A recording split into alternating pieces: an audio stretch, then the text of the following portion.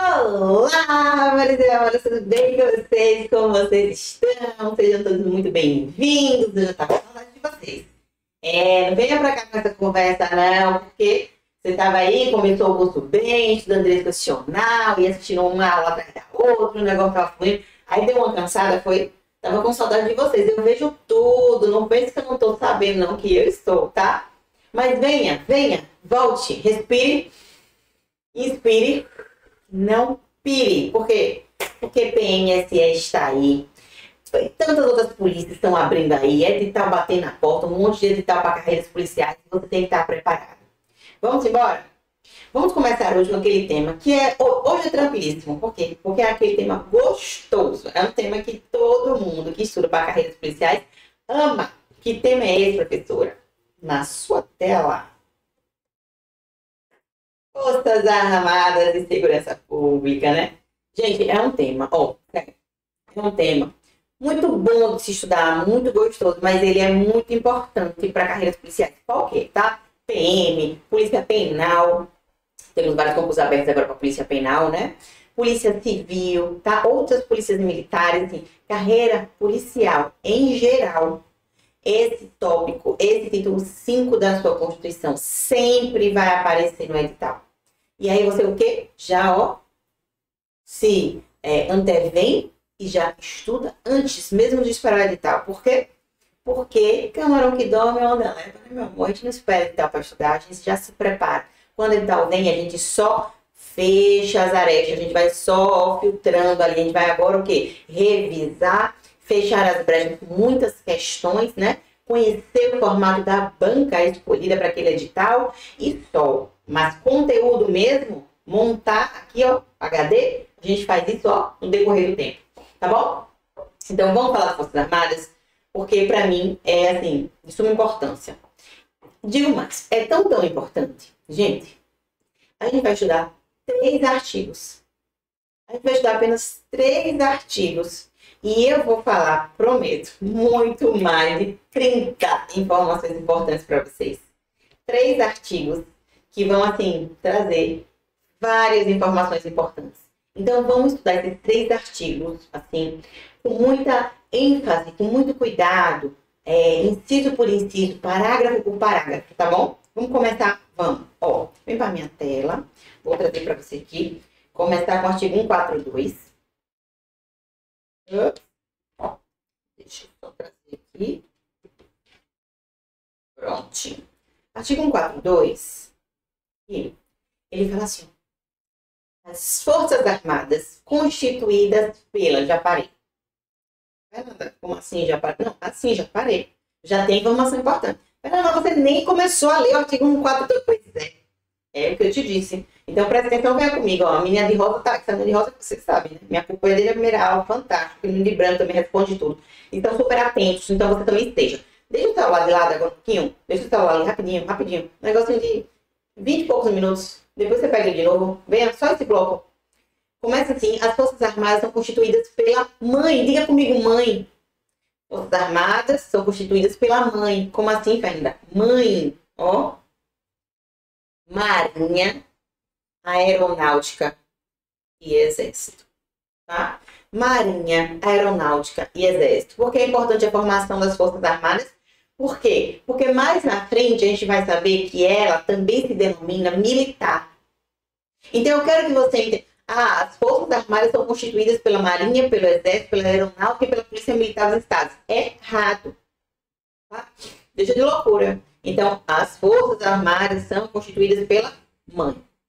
Qual a base? Elas são organizadas com base em quê? Né? Qual a base? Qual o fundamento das Forças Armadas? Aliás, eu diria, de toda a segurança pública até. Hierarquia e disciplina, né? Assim, gente, hierarquia e disciplina. Então, vamos comigo até aqui? As Forças Armadas são constituídas pela Marinha, Aeronáutica e Exército. São instituições nacionais permanentes. Foque nisso também, que banca gosta de trocar esse permanente, Permanente e regular, organizadas com base na hierarquia e disciplina. Hierarquia e disciplina, tá? Continua. Mais informação importante, vamos. sobre a autoridade suprema do... Autoridade suprema. Chefe supremo. Lembra da novela? Quem é a autoridade suprema das Forças Armadas, gente? É o presidente da República. Cuidado. Muitas questões, muitas bancas trazem na prova informação deturpada. Que a autoridade suprema das Forças Armadas é o ministro da Defesa. E aí, se você não estudou, se você não leu a letra de lei do artigo 142, nesse momento você pensa, ministro da Defesa, né? Forças Armadas, né? Tem tudo a ver. Não tem nada a ver, tá? A autoridade suprema aqui é o presidente da República. Gravem. E destina-se a quê? Qual é o objetivo? Também é muito importante você gravar isso. A gente vai falar desse objetivo. A gente vai falar dessa função de todos os órgãos da segurança pública. Professora, peraí. Você falou disso e eu lembrei de te perguntar. O menino de preto ali atrás. Ele é bem caladinho, mas ele faz perguntas inteligentes. Ele pergunta assim. Você falou isso e eu lembrei. Forças Armadas, professora, faz parte dos órgãos da segurança pública? Eu posso incluir tudo num balaio só? Posso? Não. Gente, órgãos da segurança pública, tá no artigo 144.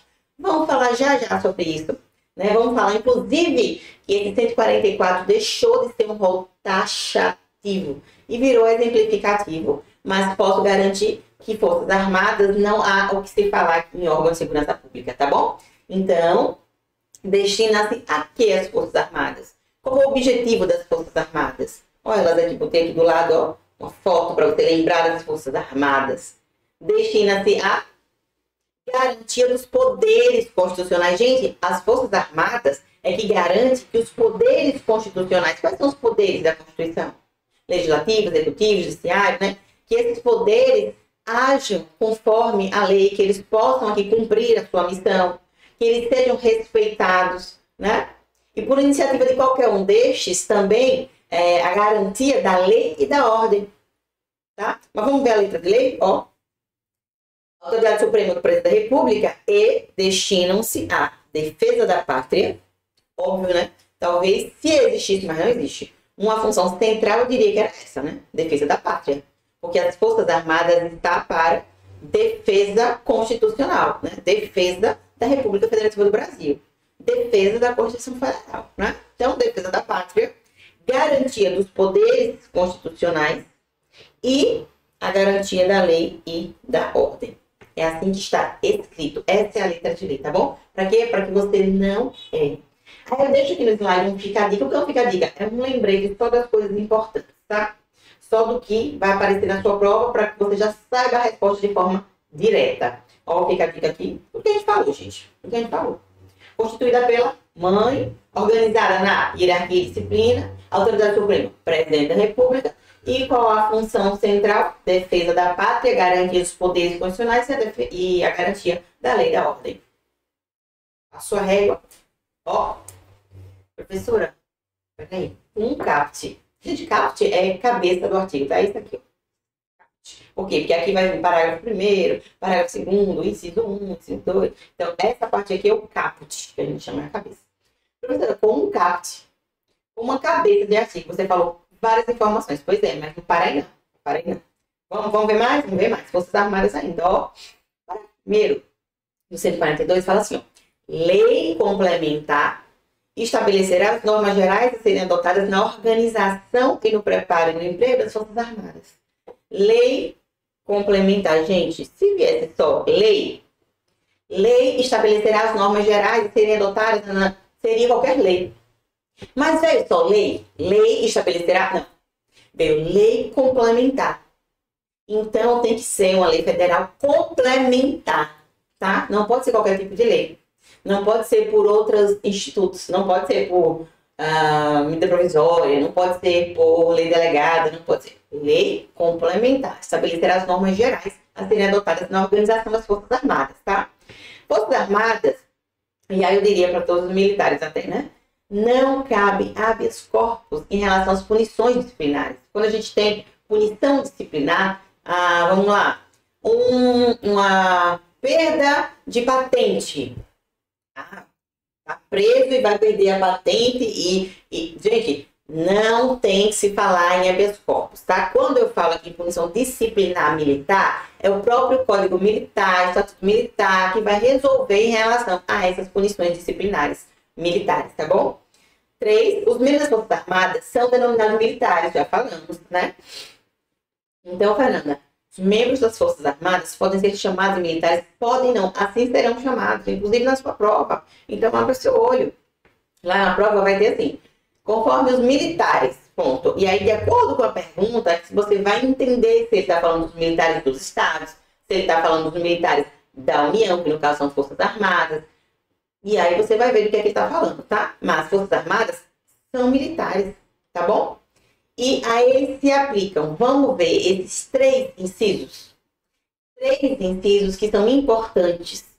E um deles, diferente, não, 2 deles, diferente do militar estadual. Diferente da PM. Então, eu quero chamar a sua atenção para isso. Ó, o inciso 1 fala assim. As patentes, com prerrogativas, direitos e deveres a elas inerentes, são conferidas. Quem é a autoridade suprema? Pelo presidente da República. Perfeito. É aqui, ó. As patentes serão conferidas pelo presidente da República. Ok.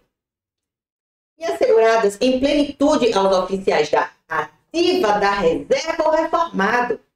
Banca adora cobrar isso, gente. Ah, fui para a reserva, perdi a patente?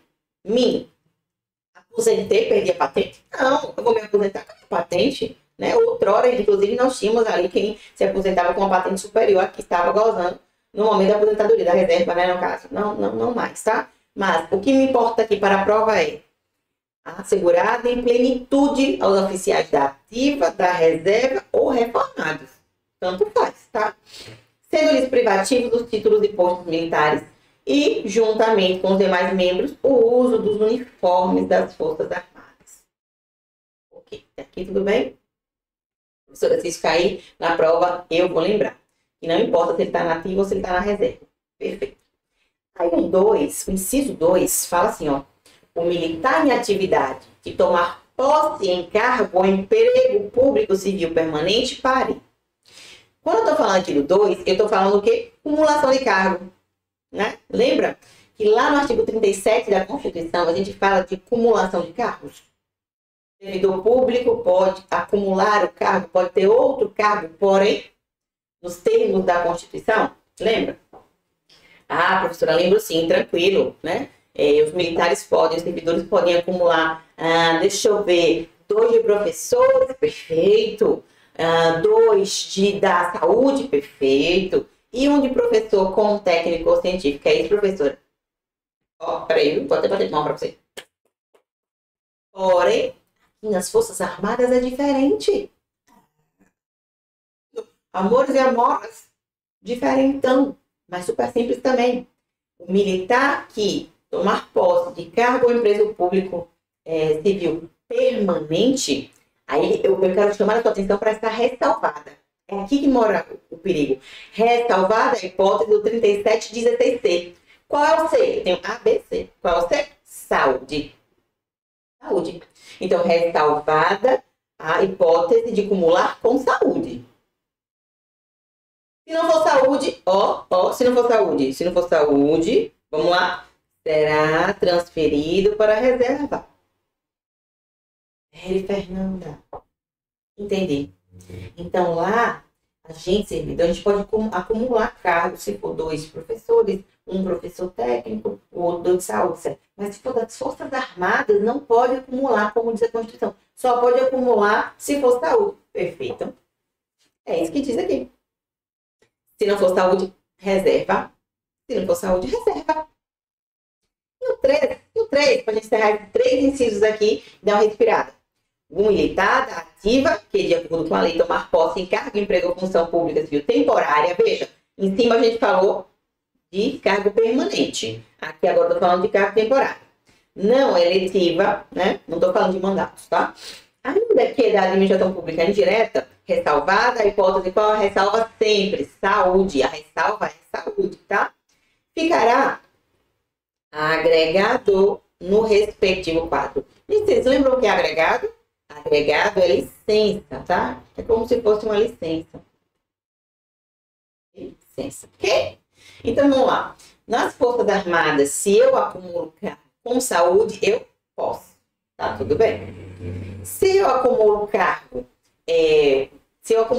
mas não é, quer dizer, nem acumulo, eu não posso acumular no caso. Se eu tento acumular o cargo e não é saúde, e esse outro emprego público se vier permanente, eu vou para a reserva. Agora, se esse outro cargo é temporário, eu fico agregado. Porque quando o tempo passar, eu volto para a Força Armada. Tá? Ficou claro isso aqui? De novo, eu posso acumular se for com saúde.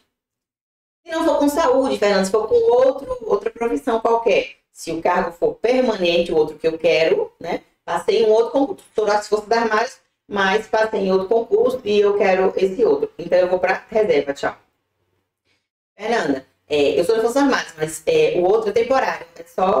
Vou ficar de licença. Quando acabar, eu volto para as Forças Armadas, volta tudo ao normal. Tudo bem? Tranquilinho, né? Perfeito. Vamos só ler a letra de lei. Restinho, ó. Vamos começar. O militar da ativa que, de acordo com a lei, toma posse em cargo de emprego ou função pública civil temporária, não eletiva, ainda que da função pública indireta, só para lembrar, indireta, autarquia, empresa pública, sociedade econômica mista, né? Pronto. Ressalvada a hipótese prevista no 37 e 16c, que é saúde, ficará agregado ao respectivo quadro. E somente poderá, enquanto permanecer nessa situação, ser promovido por antiguidade, contando-se o tempo de serviço apenas para aquela promoção e transferência para a reserva. Sempre depois de 2 anos, se esse temporário, né? Ultrapassar 2 anos, aí não é tão temporário mais, né, amor? Contando-lhe tempo para serviço apenas para aquela promoção e transferência para a reserva, sendo depois de 2 anos de afastamento, continuoso ou não, transferido para a reserva. Então, você pode ali ficar agregado por um tempo, aí depois, se você realmente vê que... Aí você vai para a reserva. Tá bom? Perfeito, professora, entendi. Respirou, respire. Vamos continuar Forças Armadas? Vamos continuar Forças Armadas? Só para, antes de falar do 4, veja esse quadrinho laranja que eu trouxe para você aqui, especialíssimo, ó. Só para te lembrar o 37, porque vai que você esqueceu, né? Aí eu coloquei aqui, ó, acumulação de cargo. Deixa eu colocar minha caneta aqui. Marca texto, ó. Aí eu coloquei aqui a acumulação de cargo, tá vendo? E trouxe, ó, para PM dos estados, permite a acumulação do cargo em 3 situações, está na Constituição. 2 na área da saúde, 2 professor e um professor e um técnico científico. Agora, Forças Armadas, ó, Forças Armadas, aí muda. Permite a acumulação apenas na área da saúde. Perfeito? Perfeito, Fernanda. Você acredita que eu não sabia disso, Fernanda? Mas se você não me conta, prof, isso eu errava? Não, erra mais. Outros alunos vão até errar, os meus não, tá bom? Perfeito. Vamos continuar? Vamos para o inciso 4 agora. O inciso 4, o inciso 4, assim, ó. Aos militares, né? São proibidas a sindicalização e a greve. Aos militares. Presta atenção nesse termo aqui, ó. Militar. É proibida a sindicalização e a greve. Por que eu quero chamar a sua atenção para esse termo? Muito tempo falar aqui nesse 4. Por quê? Porque a sindicalização é proibida para os militares. E se eu falo militares, eu falo PM dos estados, eu falo Forças Armadas, eu falo bombeiro. Tá? Agora, se eu falo Polícia Civil, militar? Não é militar. Então, Polícia Civil pode sindicalizar? Pode. Polícia Penal pode sindicalizar? Pode. Presta atenção nisso. Outra coisa que eu quero chamar sua atenção aqui nesse momento do 4, associação é diferente de sindicalização. Então, associar os militares pode? Associar? Pode. Associar pode. E greve, professor, e greve? Aí, greve é proibido a todos da segurança pública. Todos da segurança pública. Tudo bem? Perfeito? Vamos continuar. O 5 fala assim, ó. O militar, enquanto em serviço ativo, não pode estar afiliado a partidos políticos. O militar, enquanto em serviço ativo, não pode estar filiado a partidos políticos. Meus amores e minhas amoras, a gente já falou sobre isso lá no artigo 5º, quando eu falei que os militares podem se candidatar, eles são elegíveis, eles podem se eleger. E aí, os militares podem? Podem. E os militares não precisam cumprir essa condição de elegibilidade. Lembra as condições de elegibilidade? Que eu tenho lá no artigo 14? Condições de elegibilidade. Para se eleger, eu preciso de quê? Eu preciso ter nacionalidade brasileira, eu preciso ter uma idade mínima, eu preciso de domicílio eleitoral, né, na circunscrição, eu preciso de partido político. E aí eu falei para você que os militares não podem, não devem estarem com partidos políticos. Enquanto na ativa, eles não podem ter partido político.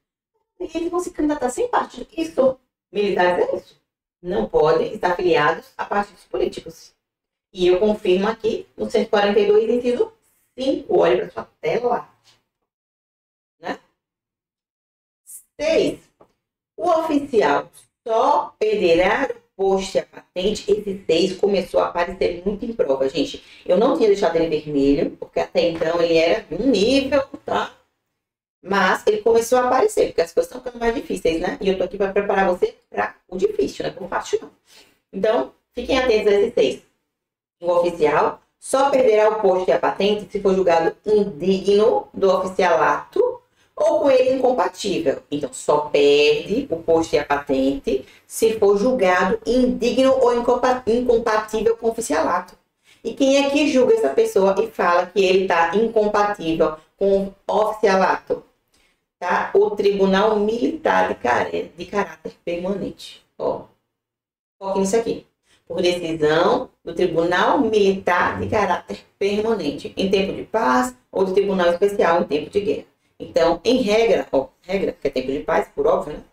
É Tribunal Militar de Caráter Permanente, tá bom? Por quê? Porque as bancas estão trocando isso aqui. Eles estão trazendo o Tribunal Especial. Eu quero chamar a sua atenção nesse momento. Eu quero que você faça que nem aquele menino de verde que se ajeitou na cadeira agora, ajeitou a postura. Porque a banca está trocando isso aqui. Tá? Não é Tribunal Especial, é Tribunal Militar de Caráter Permanente. Para você perder a patente ou ser declarado incompatível com o oficialato, tem um tribunal para isso.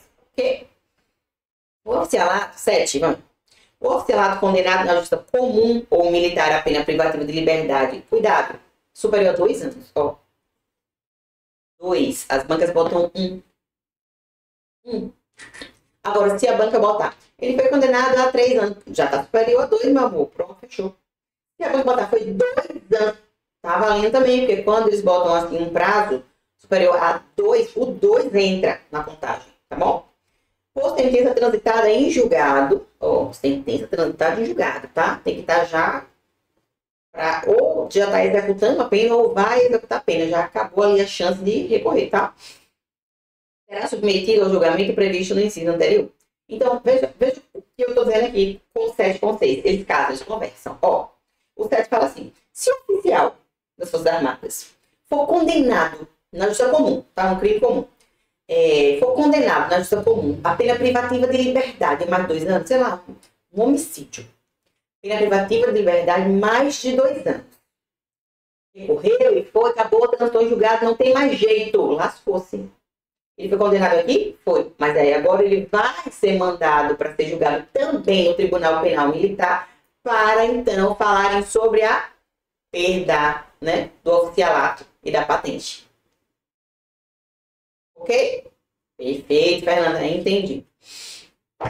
O 142.8 aplica-se aos militares o disposto no 7º. Ok.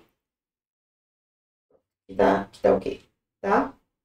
143, para a gente encerrar aqui Forças Armadas. O serviço militar é obrigatório nos termos da lei. Ok. E eu vou lembrar a você os conscritos. Aqueles que estão em serviço militar obrigatório, né, gente? Conscritos. Lembra? Os conscritos são inelegíveis, né? Os conscritos não votam também, então também são inalistáveis, tá? Cuidado com os conscritos aqui. Parágrafo 1º. As Forças Armadas compete, na forma da lei, atribuir um serviço alternativo aos que, em tempo de paz, após alistados, alegarem imperativo de consciência, entendendo-se como tal decorrente de crença religiosa, convicção filosófica ou política. Sabe o que está falando 143? 143 é tranquilinho, fácil, tá? O 143 está falando lá do quinto, quando a gente fala da dupla recusa. Você lembra do quinto, quando eu falei da dupla recusa? Professora, peraí, deixa eu ver se eu lembro. Lembra? O slide é desenhado, eu estou contando com a sua imagem fotográfica, e lá tinha uma imagem do filme Até o Último Homem, lembra? Que era aquela pessoa que tinha uma obrigação a cumprir, e aí ele fala justamente que ele alega esse imperativo. Ele alega que por crença religiosa, podia ser política ou filosófica também, mas por crença religiosa, ele não podia ir para a guerra, porque ele não podia pegar em armas. E aí ele pede uma prestação alternativa. Por quê? Porque para ter seus direitos políticos suspensos, eu preciso que eu não cumpra nenhuma e nem outra. A senhora falou suspenso. Eu já vi por aí que é perda e não suspensão. Veja, aí existe uma divergência. Se esse inciso aqui, se essa questão aqui é perda ou suspensão, é o único inciso ali do 15 que fica nessa dúvida se é perda ou suspensão. Mas a regra, a corrente majoritária, fala em suspensão, tá? Fala em suspensão. Então, aqui, para suspender os direitos políticos, eu tenho que não cumprir nem a obrigação central e nem a prestação alternativa. Lá no quinto, quando eu ensinei para vocês, que eu trouxe a foto do filme lá, Até o Último Homem, tinha lá a foto e ele foi chamado para a guerra, e aí ele falou que não ia porque, por convicção religiosa, ele não podia pegar em armas. Então, tem que se trazer uma prestação alternativa antes de suspender os direitos políticos de alguém. Quando se traz uma prestação alternativa, no caso dele do filme, foi que ele iria à guerra, mas ele não pegaria em armas. Ele ia trabalhar enquanto um tipo de enfermeiro, tá? Ele simplesmente ajudava nos cuidados de saúde. O combinado foi que ele ajudaria os seus companheiros, que ele não pegaria em arma, mas que ele ia ao campo de batalha, mas que ele ia trazer os companheiros feridos para a enfermaria. E assim ele fez. O nome do filme Até o Último Homem, porque ele carregou e trouxe até o último homem. Passando por tiro, porrada de bomba e sem armas, tá? De peito aberto, como é a história. Só filme mesmo, né? Você iria? Conte pra mim se você iria. Então, eu sei, eu acho que eu preferia esse negócio de cumprir minha obrigação e pronto, né? Mas enfim. E aí, essa prestação alternativa que vocês falam neste momento, diz o artigo 143 da sua Constituição, que quem a atribui é a Forças Armadas, né? Quem vai atribuir aqui um imperativo aqui alternativo, uma obrigação alternativa, são as Forças Armadas. Tudo bem? Tudo ótimo, tudo certo. Em 143, parágrafo 2º, fala: as mulheres e os eclesiásticos ficam isentos do serviço militar obrigatório em tempo de paz, sujeitos, porém, a outros encargos que a lei lhes atribuir. Gente, as mulheres, primeiro, eclesiástico, às vezes me perguntam em aula presencial, então vai que você está assistindo, não sabe? Eclesiástico eu sempre coloco assim, tipo, padres, tá? Religiosos aqui que não vão pra guerra. E nem as mulheres aqui também, que estão isentos, tá? Serviço militar obrigatório. É bom isso aqui. Quero ler, ai Deus, te atualizar, né? Trazer informação mais do que fresca. Hoje estou falando do finalzinho do mês de agosto, inclusive, tá? 2024. Hoje sai um decreto presidencial aqui que fala que as mulheres podem, caso queira, se apresentar para o serviço militar obrigatório. Presta atenção. Para os homens, o serviço militar é obrigatório, né? Eles devem se apresentar e lá eles escolhem quem fica e quem não fica. Para a mulher, até então, não existia nenhuma possibilidade nesse sentido. Mas agora nós teremos, a partir de agora, né? Então, ainda não sei como isso vai se desenrolar, mas a partir de então, as mulheres poderão se apresentar para esse serviço, caso elas queiram, de repente, aí, né? Trilhar uma carreira aí no exército, enfim, tá? Que outrora não era possível. Agora será. Fernanda, e antes as mulheres, porque assim, eu sei que tem mulher na marinha, mulher... Sim, outrora as mulheres participavam das Forças Armadas, mas só posteriormente, né? Quando faziam ali, estudavam, faziam provas para entrar na marinha. Então, as mulheres eram testadas intelectualmente todo o tempo, enquanto os meninos bastavam se apresentar aos 18. Ai, sentiam um cheiro de igualdade material no ar, vocês sentiram? Pois é, gente. Então, 142, parágrafo 2º, fala as mulheres eclesiásticas ficam isentas do serviço militar obrigatório. Não precisam se apresentar obrigatoriamente como os meninos, ok? Ok, vou encerrar esse bloco para voltar no próximo com órgãos da segurança pública, tá bom? Beijinho, tchau, tchau.